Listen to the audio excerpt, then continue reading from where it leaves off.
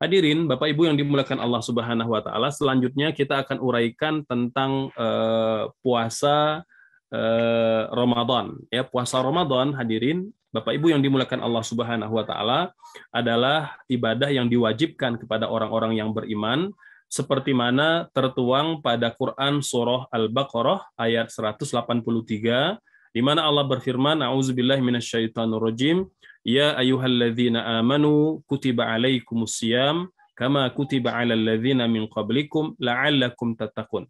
Ini dasar kewajiban puasa Ramadan yang kita lakukan pada bulan Ramadan, di mana Allah berfirman, wahai orang-orang yang beriman, diwajibkan kepada kalian berpuasa sebagaimana diwajibkan kepada umat-umat sebelum kalian agar kalian bertakwa. Adapun dasar dari hadis Nabi, misalnya pada hadis Bukhari, hadis Muslim, dan sejumlah ruwatul hadis yang lain, Nabi bersabda, Bunyal Islamu ala khamsin. Islam itu tegak di atas 5 perkara. Salah satunya adalah wasaumi Ramadan, berpuasa pada bulan Ramadan. Ya. Selain 2 dalil ini, juga ada ijma atau konsensus para ulama, kesepakatan para ulama, ya. Jadi ijma'nya para ulama tentang kewajiban ibadah puasa. Jadi tanpa ada keraguan bahwa puasa adalah salah satu dari rukun Islam. Ya. Nah, dalam beribadah puasa ada rukun, ada syarat yang wajib terpenuhi. Yang pertama, Bapak Ibu sekalian, kita akan jelaskan dulu tentang syarat berpuasa. Ada syarat wajib dan ada syarat sah.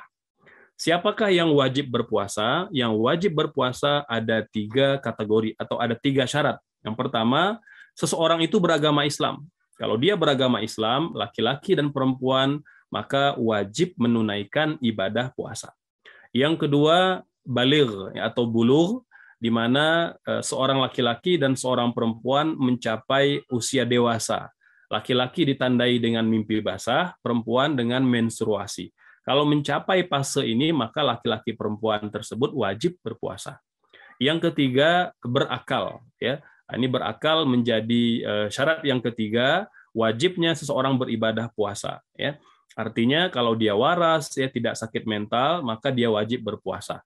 Nah, kalau salah satu persyaratan ini tidak terpenuhi, maka dia tidak wajib berpuasa. Misalnya kita punya anggota keluarga Muslim, ya kemudian sudah baligh tapi belum berakal atau tidak berakal. Karena faktor-faktor tertentu, ya terhambatnya pertumbuhan otak, ya atau terhambatnya pertumbuhan akalnya dan lain sebagainya karena penyakit, ya atau kelainan yang diidapnya, ya seperti yang dialami oleh pasien Down syndrome dan lain-lain. Nah, ini kan mereka pada kondisi akalnya tidak sempurna. Maka jika tidak terpenuhi, pada kondisi itu anak tersebut tidak wajib berpuasa. Ya, namun kalau keluarga ingin melatih dan anak itu juga tidak merasa keberatan, maka dia boleh berpuasa. Berikutnya, bagian yang kita perlu jelaskan syarat sah berpuasa. Ya, siapakah yang sah puasanya? Pertama, Muslim.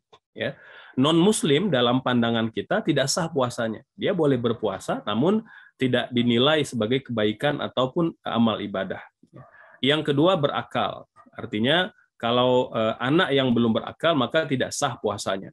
Kebaikan-kebaikan yang dilakukan oleh anak yang tidak berakal, maka pahalanya mengalir kepada kedua orang tuanya. Karena mereka termasuk orang yang tidak diberikan taklif. Ya, dalam hadis yang sahih, Nabi bersabda, rufi al-qalam an thalath. Ya, pena ketentuan hukum itu tidak berlaku bagi 3 orang. Salah satunya adalah anis sobi hatta ya belum. Ya. Anak kecil sampai dia berakal. Kemudian yang ketiga, syarat sah berpuasa suci dari haid dan nifas. Jadi kaum muslimah, ya akhwat dan fatayat yang sedang haid atau sedang nifas, maka mereka satu diharamkan berpuasa, ya. Jadi yuhramu lahunna as-siyam, kemudian juga layan aqid, ya. Jadi tidak dianggap pula puasa mereka jika mereka melakukannya. Selanjutnya mereka wajib mengqadha'nya di luar bulan Ramadan. Ya, ini berdasarkan hadis yang sahih dari Ibunda Aisyah radhiyallahu anha. Beliau mengatakan, kami wanita-wanita Madinah diperintahkan Nabi untuk mengqadha' puasa dan tidak diperintahkan mengqadha' salat dalam kondisi menstruasi. Gitu. Ya, Maka dari hadis ini disimpulkan oleh para ulama atau diistimbatkan para ulama bahwa wanita yang sedang haid dan sedang nifas tidak boleh berpuasa, ya.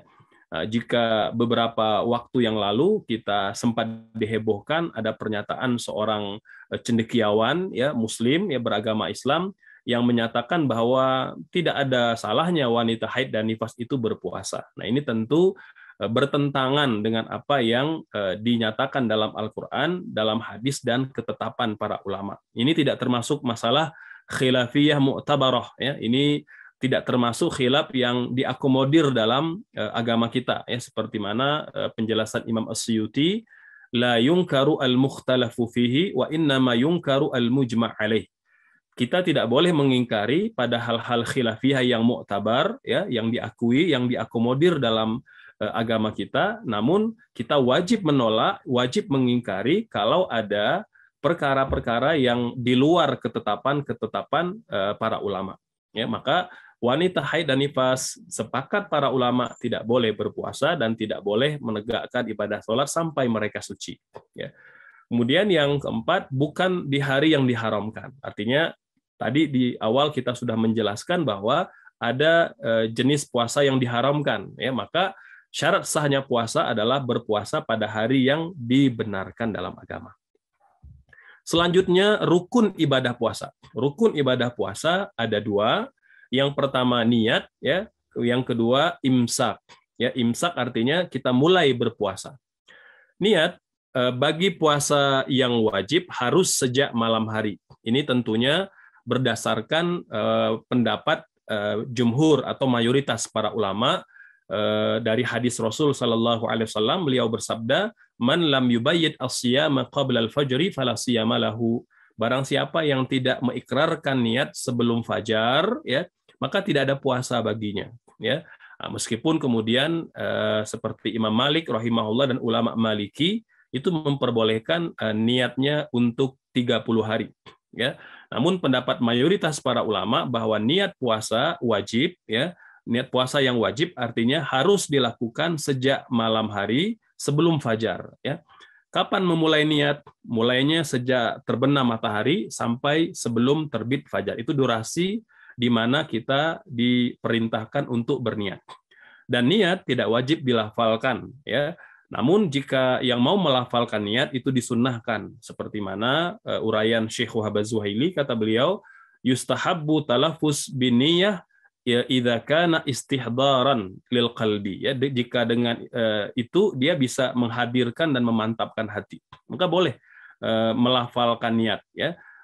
Pelafalannya atau redaksinya silakan, tidak ada ketentuan baku dalam agama kita.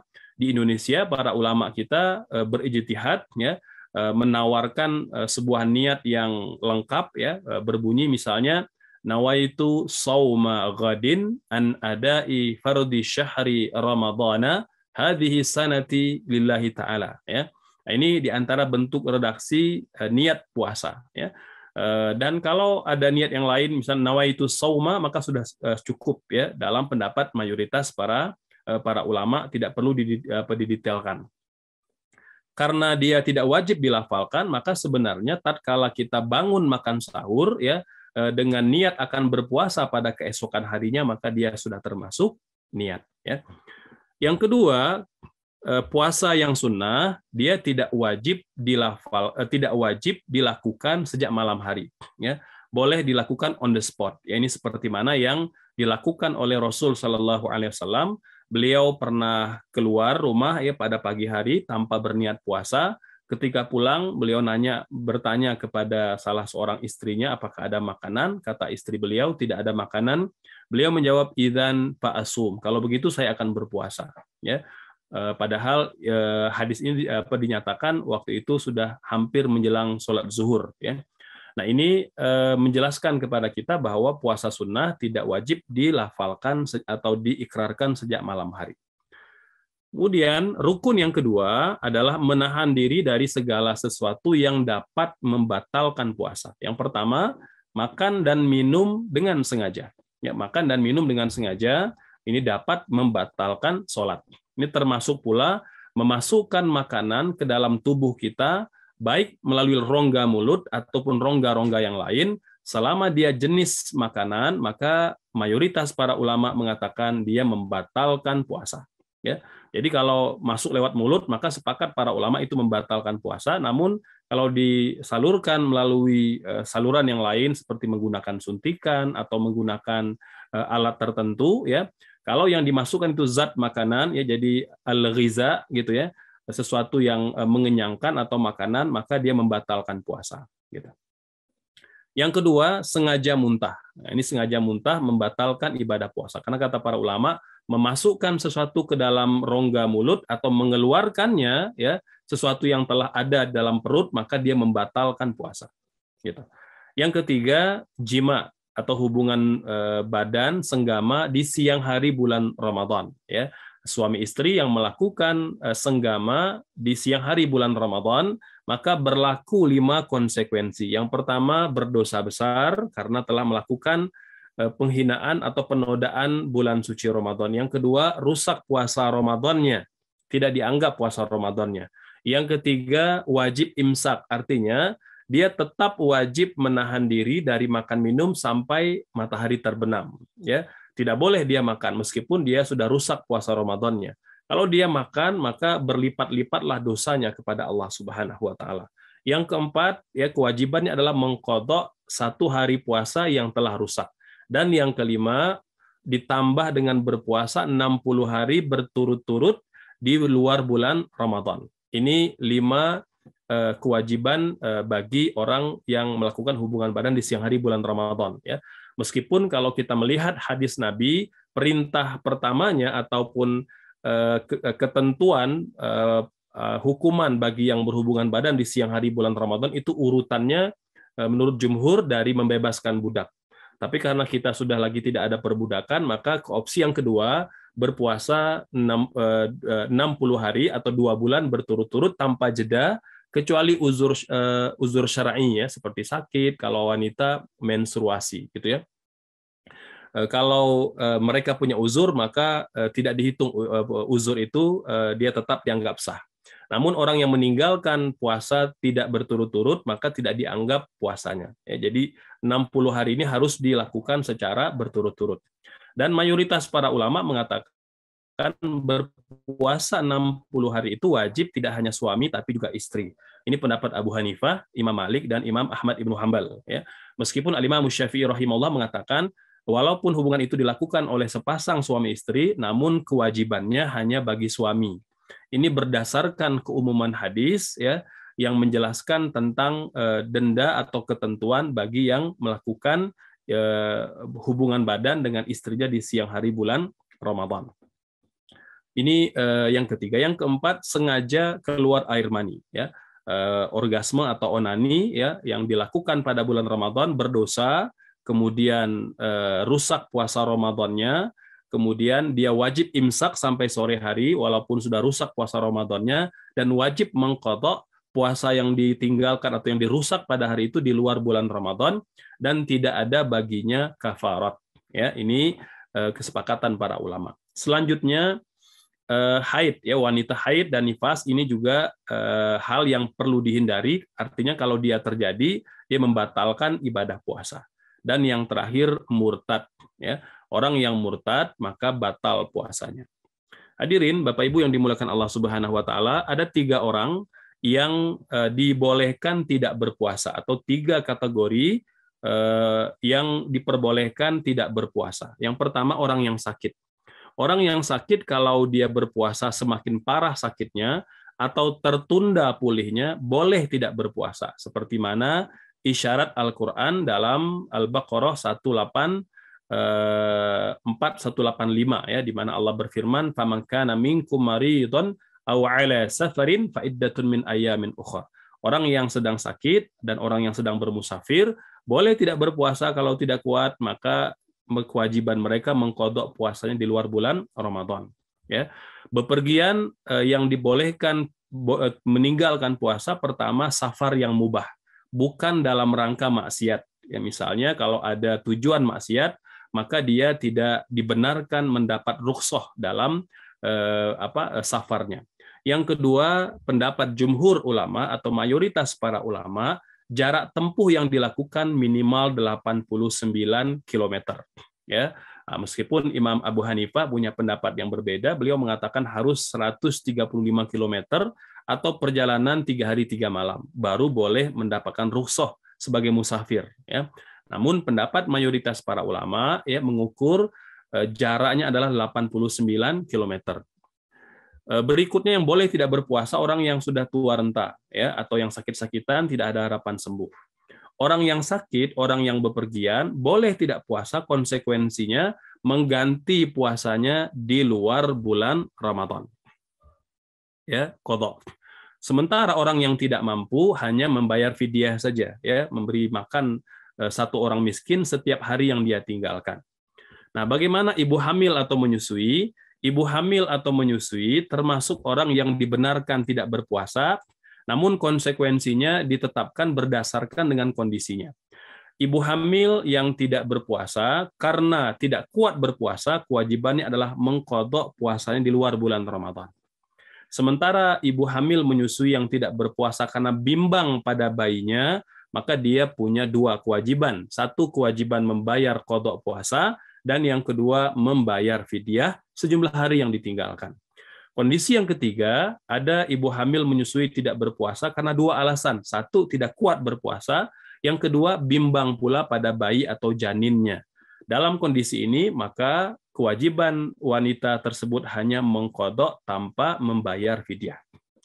Pada dasarnya, wanita hamil atau menyusui selama masih mampu mengqadha, maka kewajibannya adalah mengqadha atau qadha plus fidyah. Namun dalam kondisi tidak mampu berpuasa atau tidak kuat berpuasa, mungkin faktor-faktor kesehatan, faktor-faktor fisik ya atau jarak kehamilan yang sangat dekat ya sehingga menyulitkan wanita itu untuk mengqadha puasanya, maka sebagian besar ulama mu'assirin, ulama kontemporer mengatakan dia boleh membayar fidyah saja tanpa mengqadha puasanya. Ya, nah ini hadirin Bapak Ibu yang dimuliakan Allah, dispensasi bagi orang yang tidak berpuasa. Bagian yang terakhir, sunnah dalam berpuasa. Ya, sunnah dalam berpuasa itu ada banyak ya. Di antaranya adalah takjil, ya takjil sahur. Ya, ini beda antara takjil dengan ta'jil. Ya, nah, jadi kalau takjil dengan hamzah dia melambat-lambatkan makan sahurnya. Artinya ya semakin ke ujung semakin baik. Yang kedua, ta'jil, mempercepat buka puasa. Artinya begitu sudah masuk waktu, segera berbuka. Yang ketiga, tidak bicara kotor, ya tidak berbicara keji, berbohong, berdusta, dan lain-lain sepanjang dia berpuasa. Memperbanyak tilawah Al-Quran ya sebagai ibadah yang sangat diutamakan pada bulan Ramadan. Kemudian berinfak, ya tidak bersyahwat yang mubah, ya meskipun hal itu dibolehkan, namun kita dianjurkan meninggalkannya. Misalnya memeluk istri, ya, atau mencium istri kita. Ini hal yang mubah, namun di bulan Ramadan disunnahkan kita tidak bersyahwat yang mubah agar diri kita bisa totalitas beribadah kepada Allah Subhanahu wa taala. Kemudian memberi iftar, ya, ini juga besar sekali keutamaannya.